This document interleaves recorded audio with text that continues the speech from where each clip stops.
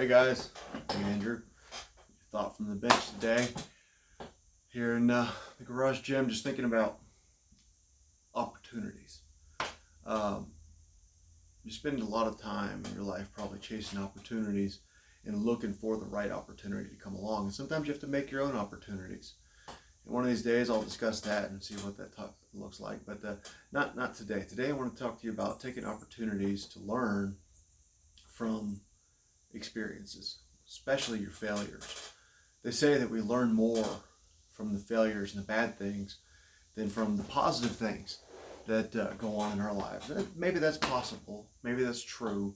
You know, you can win and you can learn a little bit, or you can lose, you can learn a lot.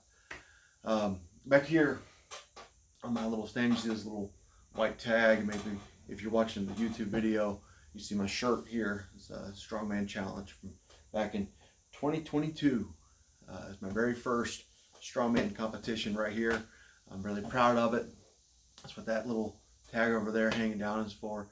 It's got all my scores from my very first competition. I was so excited to go to that first competition. I traveled all the way from where I live on East Tennessee to the other side of Missouri. It was a whole day's worth of driving to get out there. Took the whole family. We made a vacation out of it. Really took several days, about a week or so, and traveled out there, and then on the way back we saw a bunch of fun stuff. I didn't podium that competition. I really wanted to, but I didn't know what I was doing. You know, I knew a few things.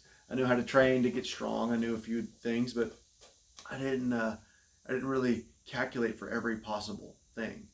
And I learned some stuff from it. And I ended up putting on a little too much weight to try to be competitive, and it slowed me down. I got gassed out pretty quickly towards the end of the competition.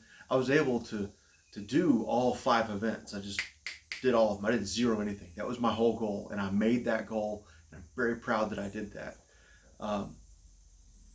But I didn't podium, and I was really hoping to podium. I was hoping to at least get top 5. Top 3 is what I wanted to do if I could.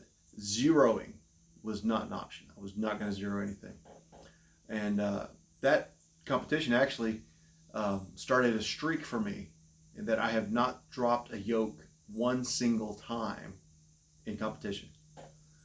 3 years of competing, and I've never dropped a yoke, not one time. And I'm very proud of that. I've had lots of experience since then, competing and training and stuff like that. And I've learned something from each one of those. My very first competition, I was able to meet some of my heroes. Brian Shaw was there. He wasn't competing, but he was there emceeing the event. Nick Best competed in the morning time at a competition that was in the morning. My competition was the afternoon. He was pro level. I was amateur level. So pro level was in the morning. Travis Ortmeyer was there. Both those guys podiumed at their competition. Obviously, there's 2 of the best in the planet in the history of strongman. Just 2 great guys. As a matter of fact, meeting Travis there, and then meeting him again at another competition and talking to him, he's been an invaluable help to me, and he's taught me a lot, and I've been through a lot, and he's been through a lot. If you need somebody to follow for inspiration on Instagram or something like that, follow Travis Ortmeyer. He's a great guy.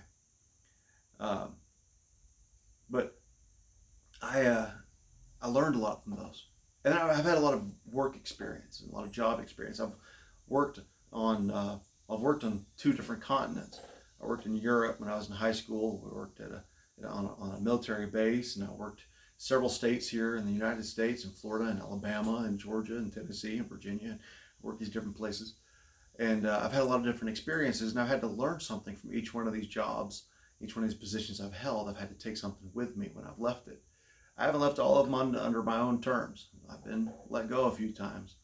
As a matter of fact, my last podcast, if you go back and watch or listen to that, you find out that I got fired from my last position with a company in wellness, in a product that I really believed in. I loved it, but because I had to have shoulder surgery, I lost my position at that company, and it bothered me. It bothered me for a long time. It still bothers me. I think that's kind of a ridiculous reason to give somebody when they're really good at their job and everything. But I learned something there about myself. I learned more about human anatomy and physiology and things like that, stuff that I needed to know anyway. But I also learned how to get outside of my comfort zone. See, in that job, I had to actually physically touch people. And that's not something I enjoy doing. Not even a little bit. I don't like doing that. And, but I saw that there was power in the touch that I could give people. And I was helping people with my knowledge while I was touching them and helping them with whatever ailments they had. That to me was a big eye opener. And then I learned how to help people in a new way. I learned I had a passion for it. I had a passion and I had an ability. I don't know that I'd call it a gift, but I had a drive to be able to help people and do these things. And that's bred in me. It's something that God gave to me that I didn't know was there. I always loved fitness and lifting and exercise and stuff like that. But this was different. So I learned something new about myself. And I'm going to take that with me as I go move forward. I'm hoping to get back into that space and to build a business to help people. And whether it's athletes, whether it's the aged, whether it's people that have Parkinson's, or whether it's people that just need to get over sciatica or just want to be more flexible and more mobile in their daily lives. I learned about how to do that at that company with that position. And I'm going to keep doing it. I also learned that I need to have passion for a product. I need to have something I can believe in if I'm going to have any level of success. Now, I've had a lot of different jobs, like I said earlier, and a lot of those jobs have involved some sort of customer service or sales. Sold cars. I had an insurance license. I've done a lot of different things.